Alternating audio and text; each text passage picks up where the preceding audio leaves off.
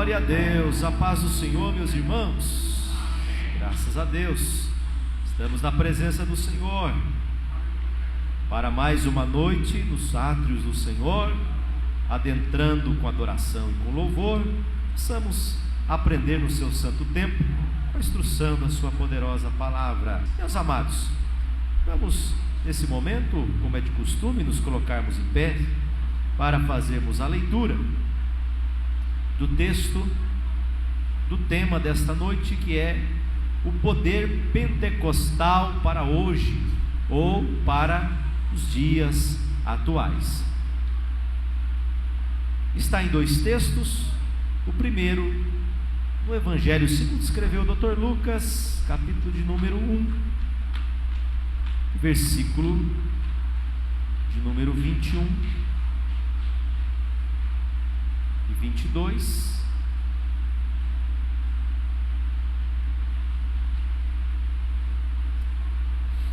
E diz a palavra de Deus nesse primeiro texto: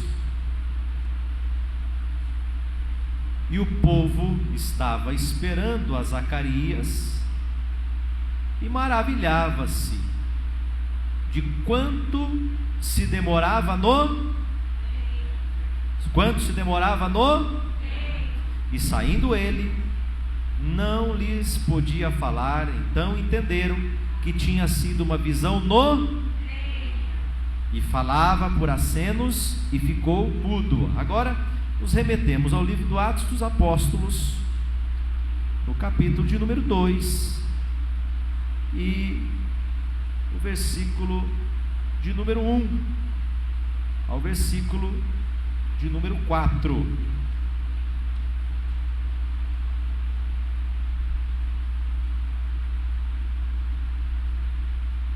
E cumprindo-se o dia de Pentecostes, estavam todos concordemente no mesmo lugar. De repente veio do céu um som, como de um vento, veemente e impetuoso, e encheu toda a casa em que estavam assentados. E foram vistas por eles línguas repartidas como que de fogo, as quais pousaram sobre cada um deles. E todos foram cheios do Espírito Santo e começaram a falar noutras línguas, conforme o Espírito Santo lhes concedia que falassem. Amém. Podei-vos assentar, meus amados irmãos. Primeira coisa que nós, dentro desse assunto, temos que aprender, claro que muitos já sabem disso, mas frisar, é que devemos dar a devida importância de estar no templo e a devida importância da reunião e da comunhão congregacional. Se os irmãos observarem a operação de Deus no templo,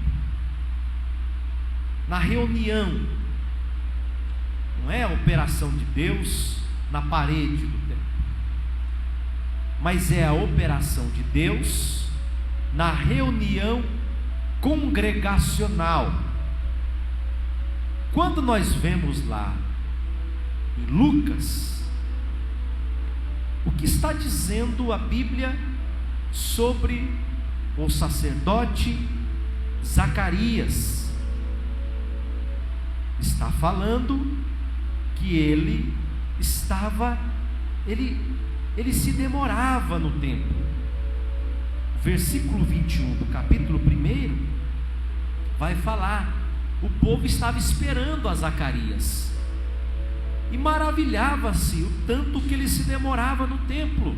Tanto estar no templo e ter a reunião congregacional, a comunhão congregacional, ela é algo que é ensinado na palavra de Deus. E lá no livro de Atos, no capítulo de número 2, vejam só, o versículo de número 1 e 2, fala assim, que cumprindo-se o dia de Pentecostes, não é? 50 dias, Pentecostes são 50 dias depois da Páscoa, estavam todos concordemente, ou, vou precisar muito, Eric, que você me ajude aí com os textos, tá? Estavam todos concordemente, ou seja, estavam todos reunidos no mesmo lugar. Olha só, por quê? Porque Jesus instruiu para que eles estivessem o quê? Reunidos. Jesus gosta da reunião. Jesus promove a reunião, porque a reunião, ela traz o quê? Comunhão. Reunir é fácil? Não é fácil, mas era necessário reunir. Quando Jesus reunia os discípulos à mesa, significa o quê? A reunião congregacional para louvar. Quando ele levava os discípulos para orar, cantava-se um hino, era uma reunião de oração, era uma reunião congregacional, não é? E era muito importante reunir para orar, reunir para adorar e reunir para participar da comunhão. Ora, não existe comunhão sozinho. A comunhão, ela existe se pelo menos tem duas pessoas, não é verdade? Então, como é que você vai ter comunhão sozinho? E se Jesus determinou que haja comunhão, é porque é evidente que nós devemos estar com outras pessoas. Vamos lá ver isso em Mateus capítulo de número 26 e o versículo de número 18. Mateus 26 e 18. E disse ele: ide à cidade a um certo homem e dizei-lhe: o mestre diz, o meu tempo está próximo, em tua casa celebrarei a Páscoa. Sozinho? Não. Em tua casa celebrarei a Páscoa com quem? Com os meus discípulos. E nós somos o que de Jesus? Discípulos. Ninguém aqui deixou de ser discípulo de Jesus. Todo dia nós estamos aprendendo no seu santo tempo. Todos os dias nós estamos aprendendo a sua palavra, não é? E continua a mesma coisa, porque Jesus está no meio da igreja. Então nós estamos aprendendo com o Senhor. É a reunião para cumprimento da palavra de Deus, não é? Então a importância de estar no tempo da reunião, da comunhão congregacional é algo maravilhoso. Orlando S. Boy, ele fala uma definição de igreja no seu dicionário bíblico. Ele fala que a igreja é o conjunto dos fiéis ligado pela mesma fé e sujeitos aos mesmos chefes espirituais. Ou seja, é o conjunto. Igreja é o que? É conjunto. Você sozinho, você é templo do Espírito Santo. O Espírito Santo habita em você. Paulo chama a atenção disso. Olha, você é templo do Espírito Santo. A igreja reunida, ela é um conjunto de fiéis que estão ligados pela mesma fé, sujeitos aos mesmos chefes espirituais, não é? Agora, se nós pegarmos um dicionário comum, que não foi o Orlando Boyer que escreveu, mas o dicionário da própria língua portuguesa, ele vai dizer que a palavra igreja, ela vem do grego eclésia, que significa o quê? Assembleia, pelo latim, assembleia do povo, igreja. Então a assembleia, alguém já viu uma assembleia acontecer sozinho? Não, é por isso que a nossa igreja chama Assembleia de Deus, porque é uma reunião de Deus. Quem preside a assembleia? O próprio Deus, o próprio Jesus. Então aqui é a Assembleia de Deus, ou seja, a igreja é o quê? Uma assembleia, ela é uma reunião. Trata-se de um edifício destinado ao culto a Deus, de uma religião cristã. Fala também que é uma comunidade dos fiéis de determinada religião, ou seja, a igreja é reunião. Quando nós olhamos no livro aos Hebreus, capítulo 10, e o versículo de número 25, Hebreus 10 e 25, Hebreus 10 e 25, vamos ver o que a palavra do Senhor está nos dizendo sobre essa tamanha importância. Hebreus 10 e 25. Há algumas linguagens que são até mais interessantes. 10 e 25. Ah lá, essa linguagem. Não deixando nossa quê? mútua congregação. É o que? O lugar onde nós congregamos, o lugar onde nós nos reunimos, a assembleia. Por que é uma assembleia? É muito forte o significado. O que acontece em assembleia? Em assembleia acontece o que? Decisões. Quando você vem para a Assembleia de Deus, vai ter decisão para a tua vida. De repente você entra com um problema, e aí você chega aqui, Deus dá uma decisão. Você entra com algum laço de morte, Deus decide que não vai mais acontecer, que você vai ser aquele momento abençoado, aquele mal vai ser repreendido. Assembleia, decisão, não é? E que é tão forte, porque a Bíblia fala que tudo que concorda na terra será concordado no céu. Então nessa assembleia é concordado pela ministração que você é abençoada, que você é abençoado, que você sai daqui abençoado por Deus, que o poder de Deus está na tua vida, que não tem maldição na tua vida, que Deus está na tua frente abrindo o caminho, que Deus está abrindo a porta. Essa assembleia está concordando que a tua casa é lugar de bênção, está concordando que o mal não prevalece, está concordando que você vai ser cheio do Espírito Santo, está concordando muitas coisas poderosas na sua vida. Então, a importância da reunião, deixa lá o versículo, não tira não. Então, não deixando a congregação, Hebreus 10 e 25, não deixando nossa mútua congregação, como é o que? Costume de alguns. Deixa o versículo aí. Tem muita gente acostumada a não congregar. Tem muita gente que tem costume de não quero congregar, não preciso congregar. Antes, admoestando-nos uns aos outros, tanto mais quanto vedes que se vai aproximando aquele grande dia. Então, uma exortação aqui em Hebreus: olha, não deixe de congregar. Olha para quem está do teu lado e diga: não deixe de congregar. Não deixe de congregar não.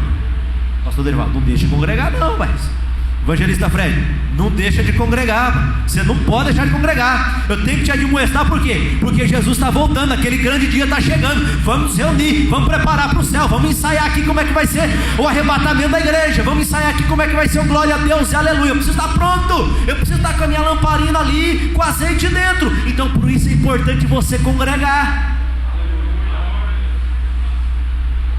Mateus 18 e 20.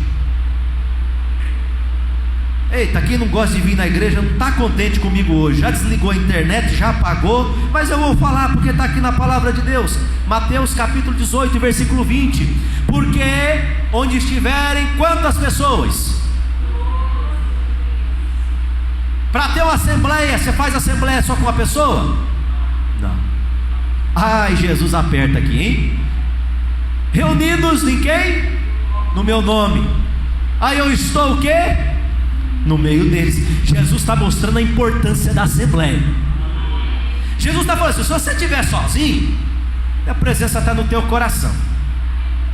Bom? Se você crê, a presença está no teu coração. Mas onde estiver reunido 2 ou 3, opa, eu estou confirmando a reunião, porque eu gosto da reunião, aí eu estou no meio. E coisa boa, Jesus está no meio da reunião. E Jesus está aqui no meio da reunião agora. Está aqui agora, porque a palavra de Deus. Meu irmão, você não acreditar na palavra de Deus, então você não tem fé para nada. E sem fé é impossível agradar a Deus. E a Bíblia diz que a fé vem pelo ouvir. E ouvir o quê? A palavra de Deus. Então está escrito: aonde estiverem 2 ou 3. Aqui tem muito mais que 2 ou 3. Jesus já fez a conta. Ele está falando: eu estou no meio deles. Por que Jesus falou isso? Que é para mostrar para quem não gosta de reunião, que é para mostrar para quem que não gosta de congregacional, que eles estão errados em pensar assim, que eles não estão fazendo conforme a palavra de Deus. Por isso que Jesus falou: onde tiver 2 ou 3, não importa se é igreja, igreja é grande, se a igreja é pequena, se o povo é muito, se o povo é pouco, tem 2, tem 3, eu estou no meio.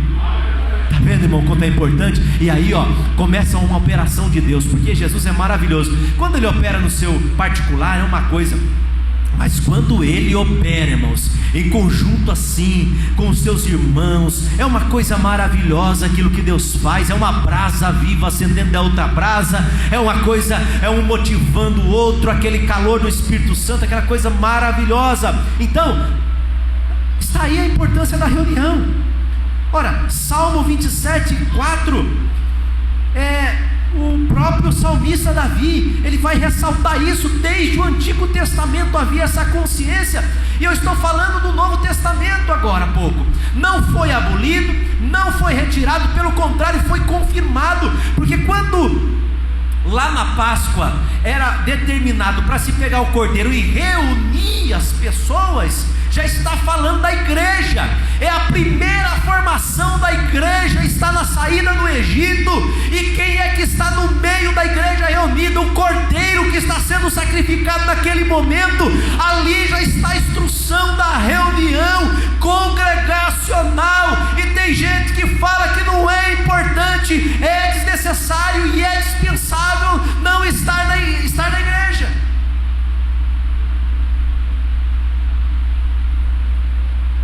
E o que diz a Bíblia? O salmista Davi dizia uma coisa: pedia ao Senhor. Ele pediu e buscou,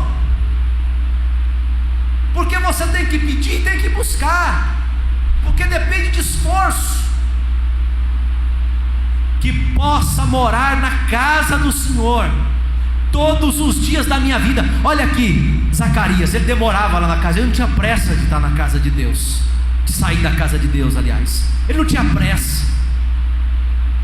Que possa morar todos os dias da minha vida, para contemplar a formosura do Senhor. Como é a formosura do Senhor? Deus está no nosso meio. Então, se você tem fé, você contempla a formosura dele, e inquirir, e falar no seu santo templo, perguntar a Deus: Senhor, fala comigo. Você está inquirindo a Deus: Senhor, porque minha alma está abatida, Senhor, porque ela se perturba dentro de mim. Você está inquirindo com Deus. E quando ele inquiria com Deus, se você pegar o Salmo, num trecho dele é uma pergunta, no outro é praticamente uma resposta da inquirição que ele fazia com Deus. Então isso é muito importante. Efésios 4:10 vai dizer e confirmar essa importância para aqueles que pensam o contrário. Aquele que desceu é também o mesmo que subiu acima de todos os céus para cumprir todas as coisas. Vai até o 16, Eric. E ele mesmo deu uns para apóstolos, e outros para profetas, e outros para evangelistas, e outros para pastores e doutores, querendo o aperfeiçoamento dos santos, ao plural, dos santos, para a obra do ministério, para a edificação do quê? Então ele deu dons para apóstolos, pastores, doutores, para a edificação do quê? Do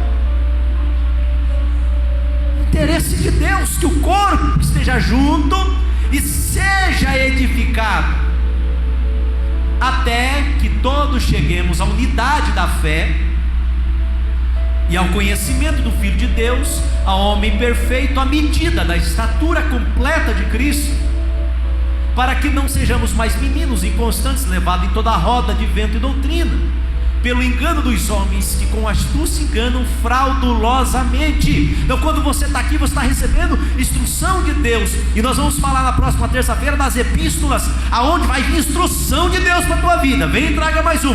Instrução para quê? Para você ser firme, ser firme na rocha, instruído pela epístola que Paulo escrevia. Antes, seguindo a verdade em amor, cresçamos em tudo naquele que é a cabeça, Cristo, o corpo, do qual todo o corpo bem ajustado e ligado pelo auxílio de todas as juntas, segundo a justa operação de cada parte, faz o aumento do corpo para a sua edificação em amor. Então tudo gira em torno disso. Atos 2:42 A Bíblia vai falar o seguinte: e perseveravam. Vamos ler todos juntos? Atos 2:42. Põe aí no telão. 1, 2, 3. E perseveravam na doutrina dos apóstolos, e na comunhão, e no partir do pão, e nas orações. E tem gente que fala que não precisa. Eles perseveravam na doutrina dos apóstolos, na comunhão. Já não falei que comunhão tem que ser mais de um? No partir do pão. Precisa partir pão se não tem mais pessoas? Não. No partir do pão e nas orações. Isso vem refutar a teologia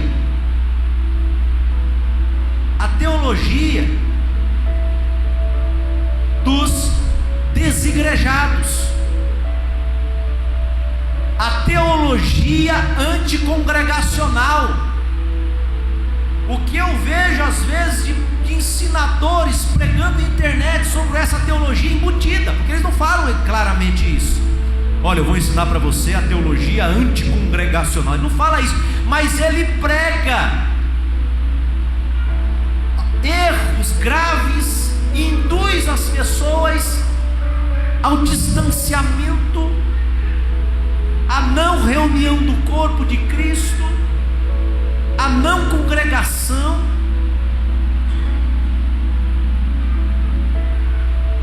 Para que as pessoas e a igreja virem alvo dos ataques do maligno por causa da fragilidade. Quando nós estamos juntos, não há nada que nos possa deter. Não há nada. Mas espalha para você ver o que acontece. Ficam como ovelhas sem pastor. E essas pessoas de internet pregam que você não precisa ter pastor. Ele vai lá, pega a parábola de Jesus, o bom pastor, e fala: não, meu bom pastor é Jesus. Sim, teu bom pastor é Jesus, mas o teu bom pastor colocou e entregou um pastor para cuidar de você. Você precisa de um pastor. Então, a teologia anticongregacional é a teologia dos desigrejados. É uma grande mentira do diabo para enfraquecer os crentes, levá-los à frieza e ao declínio espiritual, como acontece com muitas nações europeias que se deixaram de reunir em culto, ensino, oração, no partir do pão, sob uma liderança pastoral devidamente constituída por Deus. Por que é que Israel se enfraquecia? Porque deixava de cumprir os mandamentos de Deus, deixava de cumprir a adoração a Deus, deixava de cumprir a reunião congregacional, deixava de cumprir muitas coisas e ia esfriando. E aí eles iam colocando outros deuses estranhos no meio deles. E aí a presença de Deus e o que? Ia se retirando, ia se retirando, ia se retirando, a ponto que a presença de Deus se retirava, e é conhecido como ciclo vicioso. O que acontecia com Israel? Qual que é o primeiro passo quando a presença de Deus se retira? É se desviar. A pessoa se desvia, porque vai perdendo a presença de Deus. Mas Deus te guarde, Deus te cubra com o sangue dele, o Espírito Santo te oriente pela palavra, para que você não perca a tua comunhão com o Espírito Santo e a tua reunião congregacional. Essas são as questões que aconteciam com Israel. Se você pegar as nações europeias, de onde veio o avivamento na Europa, principalmente quanto à reforma protestante, os grandes pregadores que surgiram da Europa, vai ver o que está essa Europa hoje. Eu não estive na Europa, mas eu estive na outra América, na América do Norte. Dá dó. Você não vê templo, você vê uma sala comercial na maioria das vezes. É raro ter um templo desse. É uma sala comercial vedada, porque não pode ter um barulhinho, vedaram ali. O pastor, coitado, ele vai lá, ele compra umas pizzas, porque as pessoas só vão para o culto se tiver uma pizza para comer depois do culto. Ele oferece uma pizza. A maioria é brasileiro ilegal. A vida deles é trabalho, trabalho, trabalho. Estão buscando o sonho americano, mas perderam os sonhos de Deus na vida deles. Porque a Bíblia diz que nós não devemos buscar primeiro o sonho americano. A Bíblia diz que nós não devemos buscar primeiro o nosso bem, o nosso próprio interesse. A Bíblia diz que nós devemos buscar primeiro o reino de Deus e a sua justiça, e as demais coisas nos seriam acrescentadas. O interesse deles é andar com uma Ferrari, o interesse deles é andar com um bom carro, é andar com um Rolex caro, mas não é congregar mais. Eu conheci, peguei alguns Ubers para andar lá, e eram brasileiros aqui de Minas. Eles falavam: não, eu vim para cá, graças a Deus estou bem, mas daqui a pouco a tristeza começava a bater, ele começava a se abrir. Peguei um Uber lá em Orlando, e era um brasileiro. Esse brasileiro começou a falar: olha, eu estou aqui, estou em Orlando, que lugar bonito. E de fato você anda em Orlando, é um lugar muito bonito. Mas daqui a pouco ele começou a dizer: olha, eu estou desviado da igreja, eu não congrego, eu perdi meu casamento, meus filhos estão crescendo sem eu, eles não me ligam mais, eu estou assim, sabe, todo despedaçado, porque foi atrás do sonho americano e esqueceu que a maior felicidade é estar na presença de Deus e com a família servindo ao Senhor, nos átrios de Deus. E é por isso que Josué disse: eu e minha casa serviremos ao Senhor, porque a maior felicidade da minha casa, se faltar alguma coisa, temos a presença de Deus que nos supre. Não vai faltar alegria com a presença de Deus, não vai faltar estar com os meus filhos com a presença de Deus. Então, meus amados irmãos, Deus nos guarde dessa teologia anticongregacional. Eu queria que essa igreja estivesse cheia hoje para ouvir. Eu queria que todos estivessem ouvindo, porque muitos estão se perdendo, porque estão vivendo a teologia do anticongregacional e ouvindo pastores na internet que são anticongregacionais.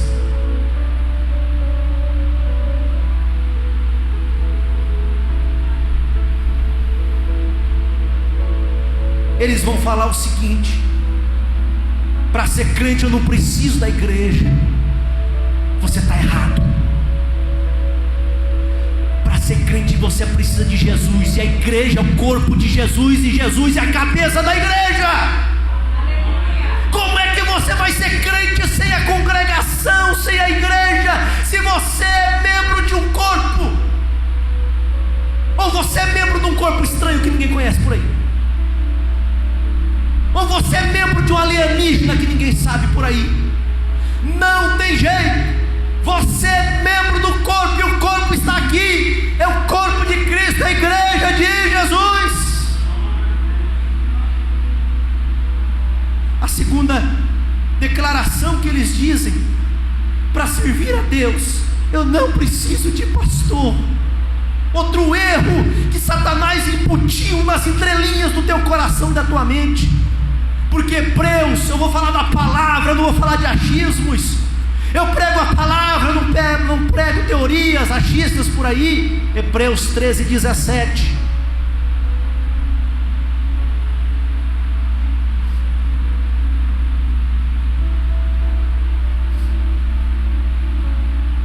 Obedecei a quem? Então vamos ler junto esse versículo. 1, 2, 3. Obedecei a vossos pastores e sujeitai-vos a eles, porque velam por vossas almas, como aqueles que hão de dar conta delas, para que o façam com alegria e não gemendo, porque isso não vos seria útil.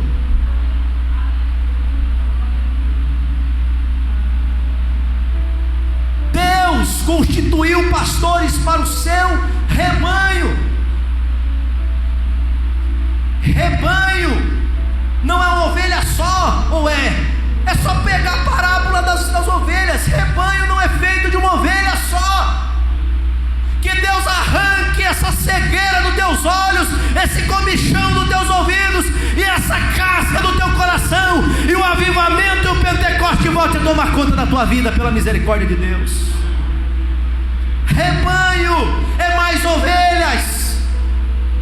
se você ficar sozinho.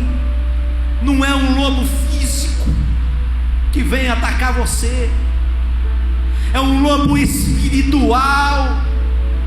É aquele lobo que vai ferir você na alma, que vai ferir a tua vida, a fazer você desfalecer, até você morrer espiritualmente.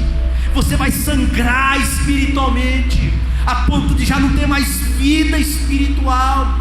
Mas quando você está no rebanho tem pastor, e o pastor, que o pastor dos pastores constituiu, ele é físico, ele está na terra, ele foi colocado para velar sobre a tua alma. Deus deu na mão dele um cajado de autoridade para poder guiar você e para poder proteger você. E aonde você está, que não está no aprisco do pastor.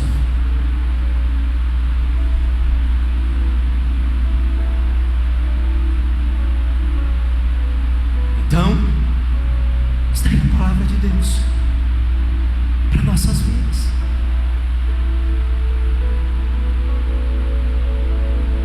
Agora, vocês estão entendendo a importância de congregar e estar na casa de Deus? Eu não estou falando de quem está doente, eu não estou falando dos que estão fazendo turno e nesse momento estão trabalhando. Eu estou falando das pessoas que podem e não se esforçam para estar na casa do Senhor. Agora, tratando do poder pentecostal para hoje, não vai ter poder pentecostal se você não estiver ali, ó. Porque quando Deus foi mandar o poder pentecostal lá em Atos, o que ele disse? Ficai, reuni-vos em Jerusalém. Ele deu essa condição. Ele não falou, ó, vai cada um lá para sua casa. Não. O poder poderia atingir individualmente? Poderia, pastor. Mas poderia, meu irmão, mas não foi essa a vontade de Deus ali expressa. Ficar em Jerusalém até que do alto vocês sejam revestidos de poder. Vocês vão estar juntos. Então, por isso a importância congregacional. Deus deu os dons para a igreja, para a edificação do corpo.